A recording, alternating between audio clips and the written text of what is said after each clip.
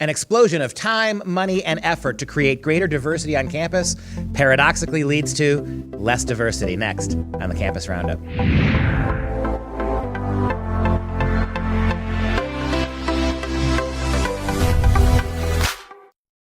Hello, I'm Dr. Duke, and this is the Campus Roundup at the College Fix. Our top story segment today focuses on diversity hires. More and more and more of your kids' tuition money is being funneled into paying for more diversity officers on college campuses. To talk more about this, we welcome Derek DRAPLIN, a University of Michigan graduate and a journalist at the College Fix. Derek, the article you wrote about Ohio State, I think it's brilliant. I've worked with the College Fix, you've worked with the College Fix. One of the things that we notice is over and over again, universities will not talk to our reporters about any aspect of this. You got completely around this by going to the public records. Talk about what the reality is with in terms of hiring diversity employees at Ohio State University. Yeah, we're lucky that, the transparency is at where it's at today on these large public colleges. Because if you read the story, OSU didn't even respond to my request for comment. But luckily, there's still a story there to be told because this is all public record and available online. And obviously, it'd be different for private universities. It'd be much more difficult to find this data. But this study is really going off something Mark Perry, who's an economist at American Enterprise Institute, started with the University of Michigan. And talking with the College Fix is like, well, why don't we do that with other major public schools and see how get some hard data and see how extensive this is across the country in higher education. According to your story, you've got 88 diversity-related staffers at Ohio State University, 88, costing the university, costing the taxpayers $7.3 million annually in salary and benefits. That's bigger than almost every single department on Ohio State. The English department, the history department, the math department, that's bigger. You have a bigger team of diversity officers than you do almost any other academic team. Yeah, it's massive, and we're already finding out that, it's not just these big Midwestern Big Ten schools. Looking at our future research already, we're seeing this. We knew it was a trend. Now we're just putting the numbers behind that. The thing that gets me about this is you look at the salaries we're paying these diversity officers. Oftentimes, they don't even have academic credentials. I know at the university I teach at, we have basically people with a legal background or people with a social justice background, not necessarily an academic background. So you're pulling people into these situations, and you're paying them sometimes 3 and 4 times what you're paying your top professors. We've been moving away from actual education for a very long time, and this is now they're moving into, these are all administrative positions. These aren't even faculty that, some are faculty. Sometimes there's overlap. Somebody in a department will run a diversity program, but a vast majority are actual administrators. So they're not educating. They're running maybe programs that are trying to educate students, but it's moving into much more administrative, bureaucratic campuses where they're being paid lots and they have these cushy jobs, cushy benefits. And, what taxpayers need to realize is their money going to these big, large public universities are paying for these positions and not for the students to be educated. I think you're spot on that assessment. It's one more piece of evidence that we are pulling back on a dramatic commitment to educating your kids at the highest possible level in lieu of more social engineering. We're spending more of your kids' money, more of your kids' time on all kinds of political and social initiatives that have very little to do with what most moms and dads think they're sending their kids to college for. Derek, we really appreciate your article. Thanks for doing this. This is one way to get information from the universities, whether they're willing to talk to you or not. I hope you'll keep doing it. Thanks for joining us today.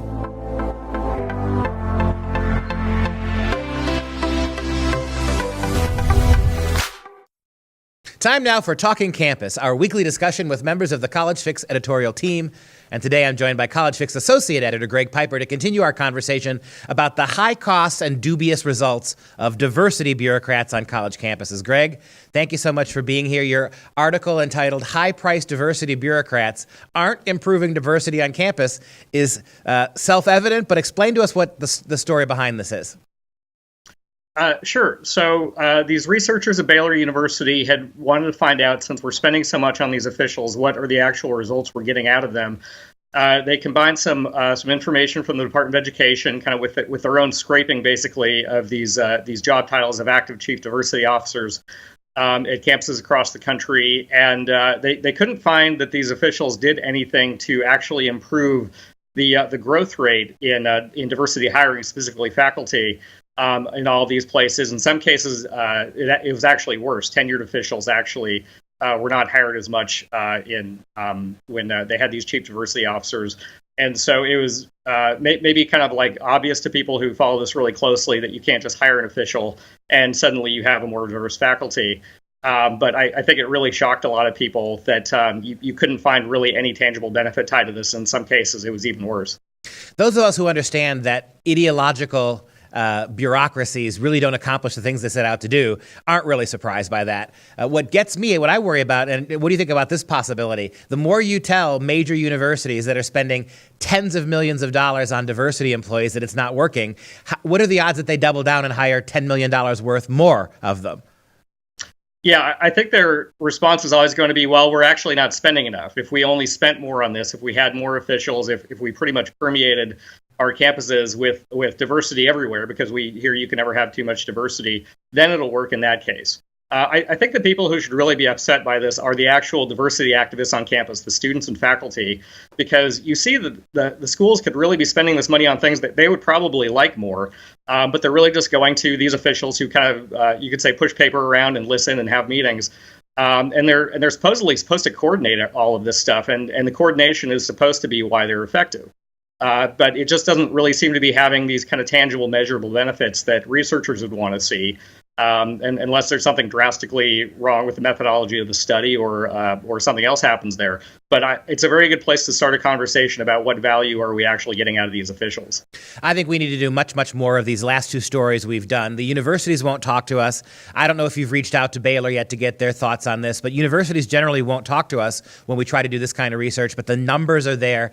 The thing that once a semester, Greg, I inevitably will sit down with my students and try to explain to them, would you prefer tuition, half as expensive as it is now, at the cost of all of this extracurricular social justice stuff? All my students, including my African American students, including my gay students, all of them, their eyes pop. They would love to spend half on tuition. They'd love to be 75% less in debt to avoid having these just cosmetic things that seem to keep magnifying. Many of our kids on campus have no idea how much of their money is going to pay for this stuff. Exactly. At Ohio State, it's approaching $9 million. At University of Michigan, it's about $11 million. These folks have extremely generous benefits packages. I think a lot of students aren't aware of that. You pretty much are covered for life if you're one of these officials here. And it's not clear really what results they have to show to justify this kind of treatment here. I mean, you have these sprawling offices of diversity and inclusion that are just full of people who are doing all these things. People making over $100,000, people making over $50,000. We're not really sure what they're getting out of that.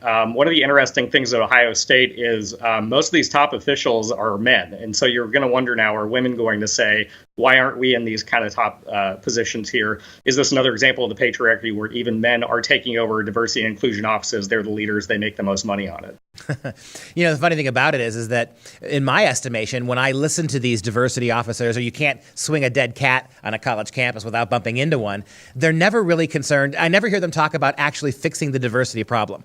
They seem to like to gripe about it. They seem to like to magnify it way beyond the literal reality on the ground, both in America and in our universities. It's almost as if their position depends on keeping the flames of outrage stoked, that if they actually did solve the problem, you wouldn't need to be paying them $1 million a year anymore. Yeah, I don't think they really want to make the problem go away such that their jobs aren't needed anymore. And so they're always going to find more ways to say that students are victimized, that they're mistreated on campus, that if we only control more language, if only we have more training sessions, things that these people actually do in their jobs, then we'll actually be able to fix the problem there. But it's just kind of a never-ending cycle. You can always find something new to be outraged about, to say that this is actually what's further marginalizing people. This is why our students aren't staying in classes. This is why they're dropping out, because they feel marginalized. But if you talk to students themselves, I'm pretty sure they would say we don't need someone making $200,000 a year to tell us we're marginalized. Like, we have our own experiences. We'll judge that. Yeah, and simply from a business standpoint, and this is where my kids, even my minority kids, resonate. So what are we getting for this money? I mean, what is it actually accomplishing? The kids know when they have diverse classrooms. The kids know when they feel comfortable on college campuses. They don't need all of this level of bureaucracy to tell them that. And as part of the problem is that this federal money and state money keeps flowing to these universities, regardless of how much they spend on things that have very little to do with education. I think there's a sense in which a lot of these schools are looking for something that looks shovel-ready, to use an old term, where you hire someone, you say, we're attacking this problem, we have a new initiative, we're really going to get at this at this point, but nobody really wants to follow up on what progress is it making. No official wants to be connected with that. You don't really want to study it.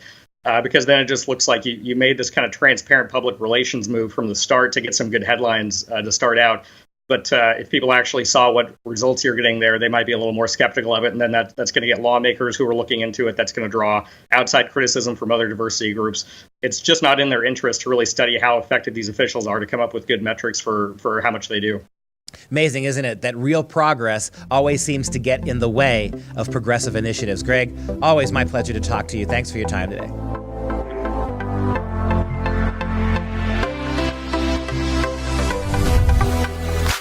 If there's one thing we've learned about colleges and universities, progressive professors and administrators are demanding absolute transparency from corporate culture, from political culture, but it's the very thing they won't give us as moms and dads who send our kids to school and pay the tuition. All of this money being spent on repetitive diversity hires, all of these resources, time and energy devoted to sociological concerns that have very little to do with what goes on in actually learning in classrooms. This needs to be brought forward. The kind of journalism we're seeing here at the College Fix is exactly what we need more of. Let's use existing open records laws to force these statistics, force these numbers into the public eye. So if you do enough of this, Mom and Dad America, if we do enough of this, sooner or later the universities will have to talk to us, and then maybe things will get better. And that's the Final Fix. Be sure to stay up on all the latest news and information from the College Fix by joining us on all of our social media platforms. For the Campus Roundup, I'm Dr. Duke, and we'll see you next time.